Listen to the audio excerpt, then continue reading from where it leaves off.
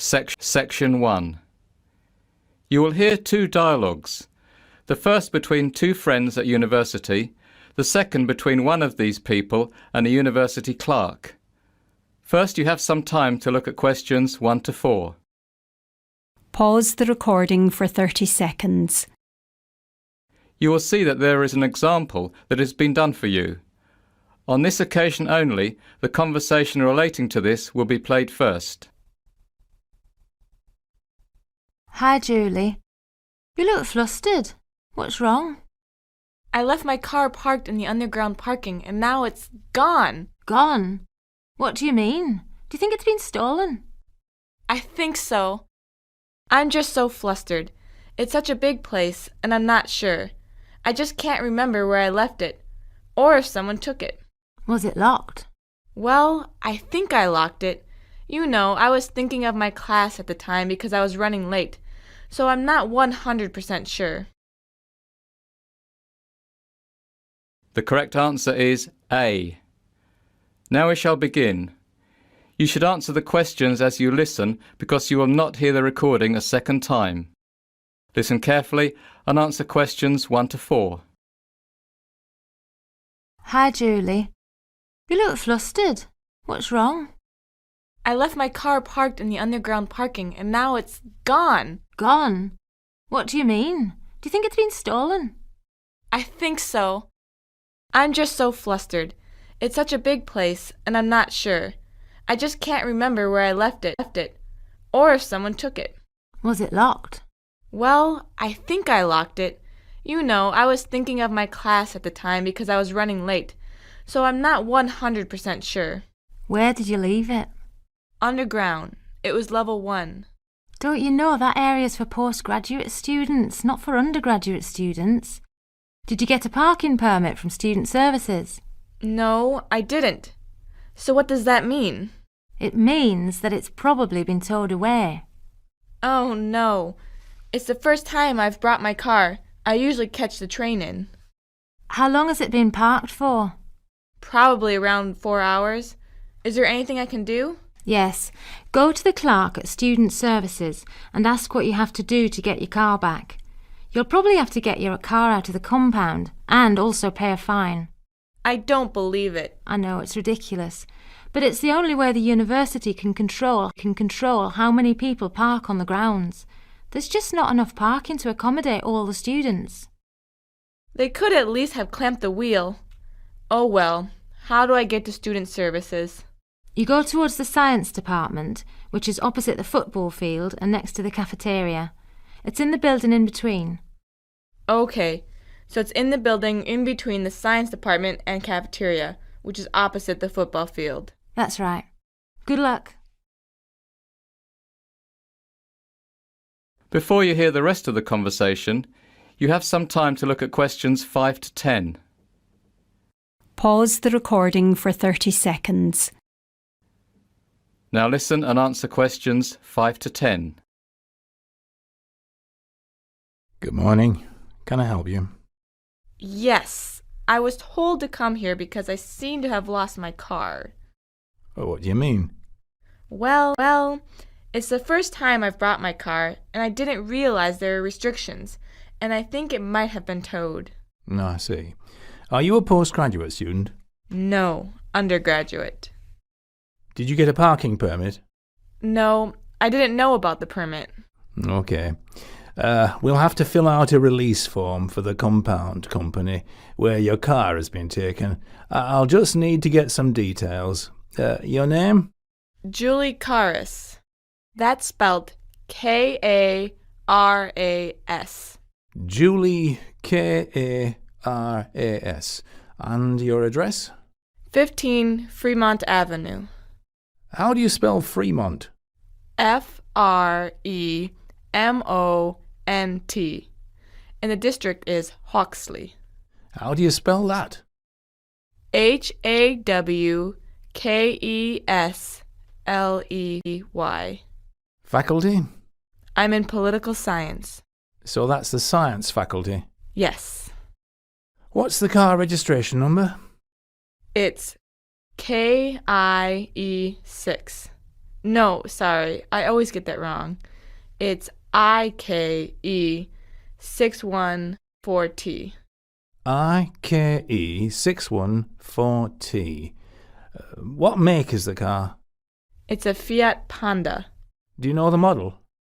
The model? Yes, what year was it made? Oh, 1998, I think, and it's white. Well, actually, it's cream. A cream 1988 Fiat Panda. No, 1998. 1998. What I'll do is give the car compound a call and see if they have it in their possession. Okay, so what should I do? Take a seat in the green room, I won't be long. That is the end of section 1. You now have half a minute to check your answers. Pause the recording for 30 seconds. Now turn to section 2. Section 2. You will hear a ranger from the Nitmaluk National Park speaking on a radio program about hiking in Australia. First, you have some time to look at questions 11 to 14. Pause the recording for 30 seconds. Now listen and answer questions 11 to 14. The JANAKPURI Trail, located within Nitmaluk National Park, is a 4 to 5 day trek in Australia's Northern Territory. It follows an ancient Aboriginal songline, and the boulders along the way are scattered with rock paintings. There are 5 campsites along the trail. First, Biddlecombe Cascade, then Crystal Falls, 17 Mile Falls, Edith River Crossing, and finally Sandy Camp Pool. Only 10 people at a time are allowed in each campsite, so you must book in advance, although usually you will not see another person on the trail. Every campsite has a source of permanent water, but otherwise facilities at each campsite vary. Your first stop, Biddlecombe Cascades, has toilets and an emergency call device.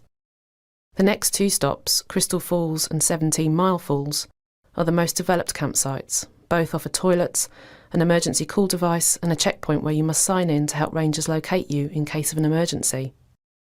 Edith River Crossing also has a checkpoint and an emergency call device, but no organised toilets are provided. Sandy Camp Pool is the most primitive site of all. There is nothing there other than a beautiful sandy beach where you can pitch your tent. Before you hear the rest of the talk, you have some time to look at questions 15 to 20. Pause the recording for 30 seconds. Now listen and answer questions 15 to 20. The trail begins at Nitmaluk Centre, where you must register and pay a deposit of $50. After registering, you may begin your trek. You'll follow the trail overlooking 17 Mile Creek on your left for 8 kilometres until you reach the first campsite, Biddlecombe Cascades, where you'll stop for the night. On the second day, the track leads north from camp. After you've walked for about 5 hours and 10.5 kilometres, you'll reach Crystal Falls campsite located at a sharp bend in the trail. There's a marked trail from the campsite to the Crystal Fall viewpoint.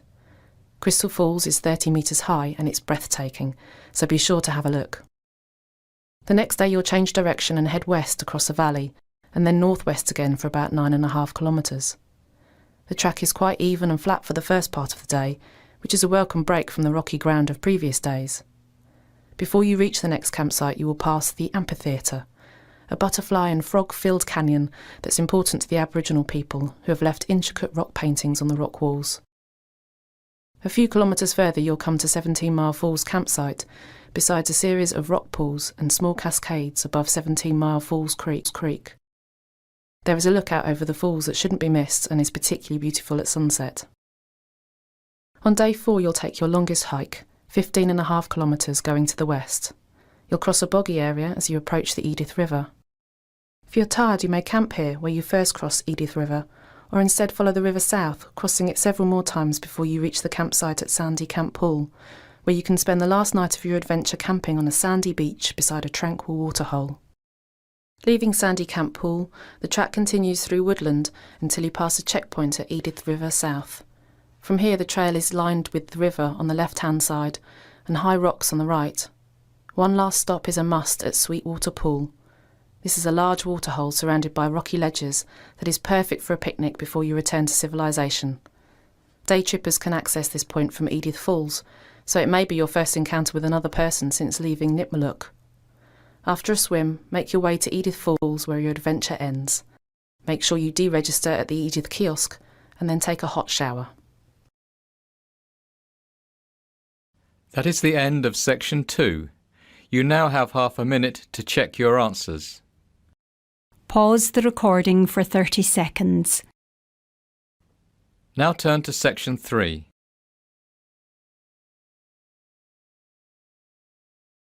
Three. You will hear Laura, a laboratory technician, talking to Jamie and Denise, 2 students, about the procedure to get their final year chemistry projects approved. First, you have some time to look at questions 21 to 25. Pause the recording for 30 seconds. Now listen and answer questions 21 to 25. Hi there, I'm Laura. I'm the laboratory technician for these chemistry labs, and Professor Mills has asked me to explain the procedure that you'll all have to go through to get your final year projects approved. Most of the procedure involves safety concerns, which we take very seriously. We don't want any uncontrolled explosions, no fires, and definitely no incidences with toxic gases. You mean like what happened in 2008 when the whole science block had to be evacuated? Yes, exactly. So you've heard about that already, Denise? Professor Mills told us about it on the first day of class. It was hilarious. Yeah, but I reckon some people must have gotten into a lot of trouble. To be honest, it was mortifyingly embarrassing for the chemistry department, because not only could no one identify what the toxic substance was, but also at the time of the incident no one was actually authorised to be carrying out experiments with any toxic substances whatsoever. Turned out a student had got a bit bored and had decided to do some spontaneous experimentation by mixing up some random powders that were lying around. This is actually incredibly foolish, because there are some extremely dangerous substances in the laboratory stores, and everyone was utterly shocked that someone of college age would do something so childish and irresponsible. And, in effect, this incident was the reason we developed the safety procedure that each of you must now go through before we let you loose in the laboratory to do your final year project. The procedure will force you to be really aware of safety issues, so just in case, at the moment, any of you think it would be a laugh to mix up some colourful substances or light things on fire for no reason, by the time you've worked your way through the procedure, you'll at least pause for a second thought. At least we would hope so. So, can I ask something? Yes, Jamie? So, we're basically being punished because some other student was irresponsible? Actually, the approval process isn't as bad as that. We can't really call it a punishment. It seems really very long and cumbersome at first, because you'll have to get a lot of different tasks stamped for approval by a lot of different staff members, and I'm sure most of them will have various concerns and suggestions. But my aim today is to break down the process and explain all the different steps to you so that it doesn't seem quite so bad. Before you hear the rest of the talk, you have some time to look at questions 26 to 30. Pause the recording for 30 seconds. Now listen and answer questions 26 to 30. All right, let's get started. As I said before, a number of different staff members will be giving you suggestions, and they may not always agree, so just to keep things clear, you should remember that the laboratory supervisor has the final say about whether or not an experiment may be done here in our laboratory. Your professor has the final say whether you can do a particular experiment for your project, provided it's approved by the laboratory, and I've got the final say on how it may be done. So, the first step is that you will fill out this safety assessment form. You will have to have a fairly clear idea of your experiment, because you'll need to list all the chemicals you'll be using, the quantities you'll be using for each one, and the nature of the reactions that you'll carry out.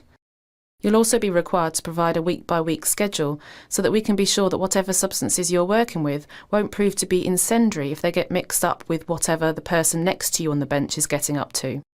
Really, for most of you, this assessment form will be quite straightforward because you're simply not going to be working with anything very dangerous. But for some of you, particularly if you are working with any volatile substances, it could be a bit more complicated. You might have to justify the use of certain substances, or only be allowed to use them on particular days. Now then, after you've filled out your safety assessment form and given a copy to your professor, you will submit it to the laboratory supervisor and he'll review it. This could take a couple of weeks, so do it early. Don't leave it to the last minute. He's a busy man. The laboratory supervisor will eventually make a recommendation to your professor about whether the experiment can go ahead, requires modifications, or may not be done. Next, either approve the project or not. If your professor does not approve the project due to safety concerns, then you, the student, will be notified and you'll begin the process over again by submitting a new safety assessment form that takes into account those troublesome safety issues. Is everyone with me so far? I have a question. Yes, Jamie. So if we have to wait weeks for the laboratory supervisor to give his approval, and then we have to redo the form, we're going to be quite behind our classmates who got approval on their first go. That's a bit unfair, isn't it? I mean, some people are going to have an advantage of several weeks over other people. Well, you needn't really worry about getting behind at this stage. After all, you'll have 6 months to work on your final project. And you'll only get a 2-week block of laboratory time anyway, so there's time to wait for the laboratory supervisor, provided you get started promptly and don't leave it all to the last 2 months. Also, don't forget that this is only one step. There are plenty of other steps for other students to get hung up on further down the line. It will all balance out. But Laura, what if our projects aren't approved? Then you'll come up with another one. Don't get too attached to your project in the beginning. Projects get turned down. Let's see, last year I think only 15 projects got approval on their first go. Out of how many? Out of about 45, I think. There are less of you this year. But still, be prepared to come up with an alternative project. There are plenty of people to help you if you need ideas, your professor, his RAs, even your fellow students. And don't forget that in the first months of your project, the library will be your second home, and the librarians will be your greatest friends. Laura, what's an RA? RA stands for Research Assistant, like Jess over there in the lab coat. Hi, Jess. Now, once your professor has approved your project, you will need to write up a set of experiment safety procedure guidelines.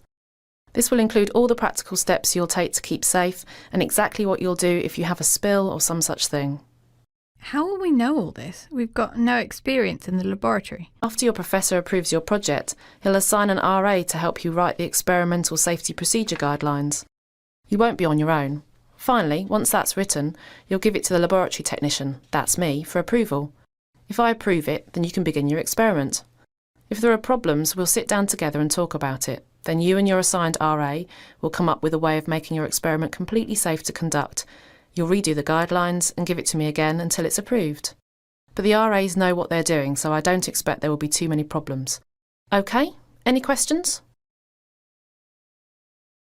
That is the end of section 3. You now have half a minute to check your answers. Pause the recording for 30 seconds. Now turn to section 4.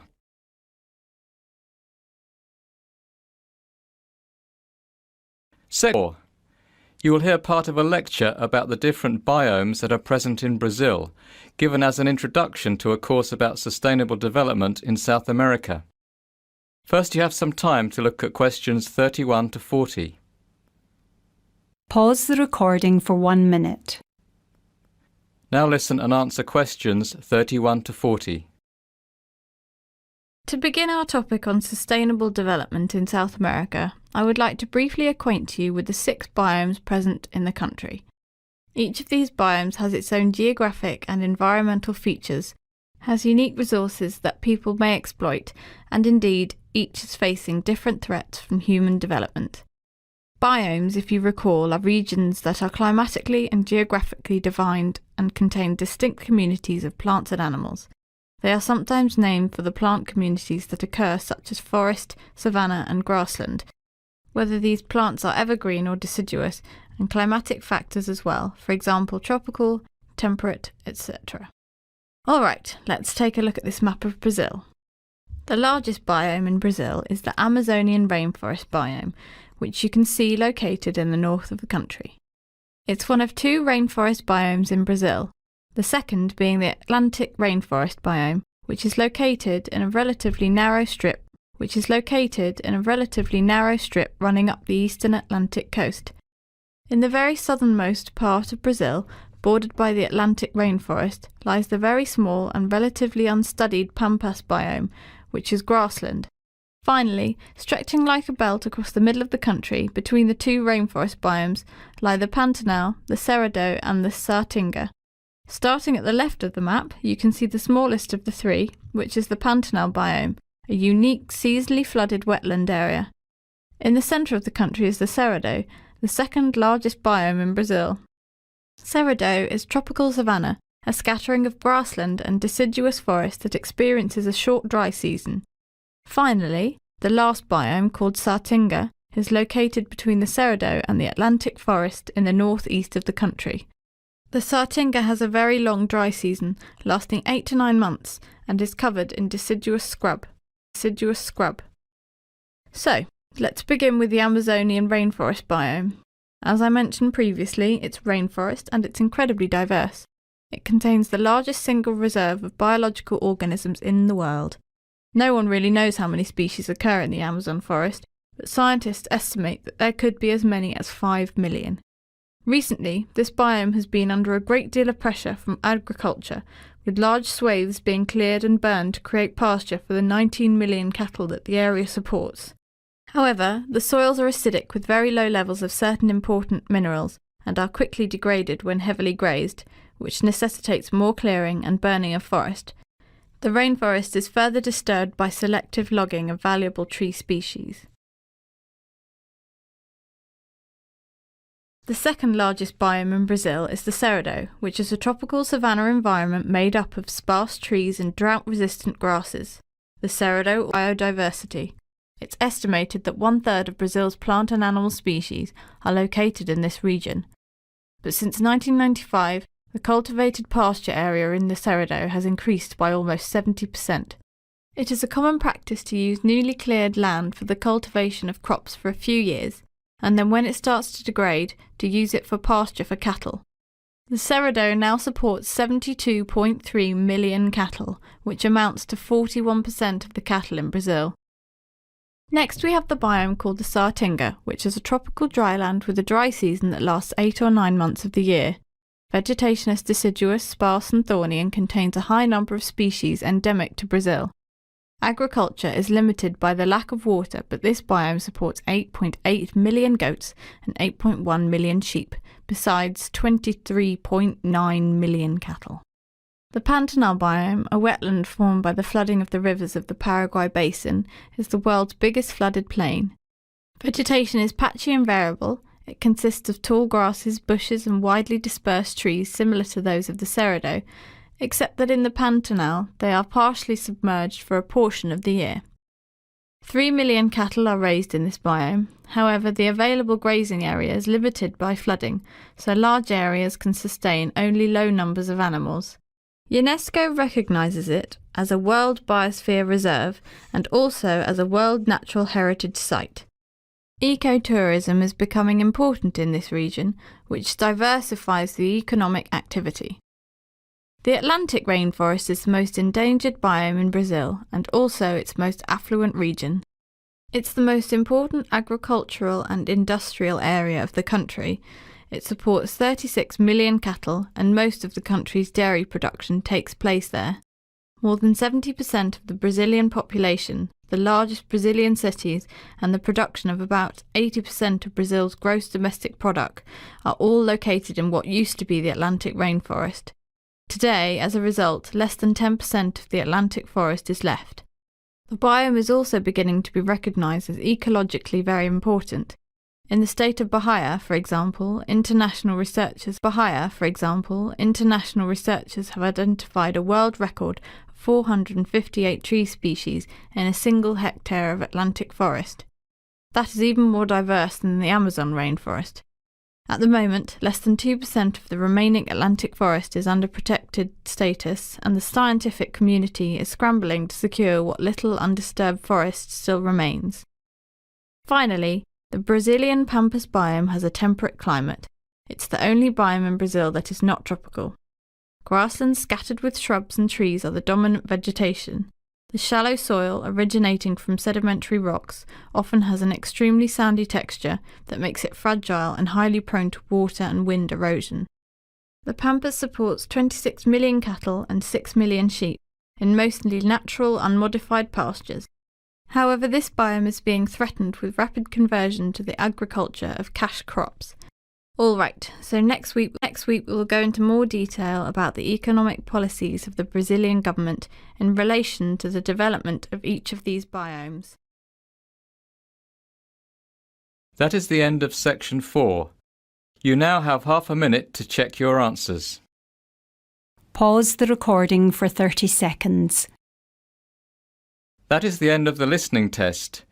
In the IELTS test, you now have 10 minutes to transfer your answers to the listening answer sheet.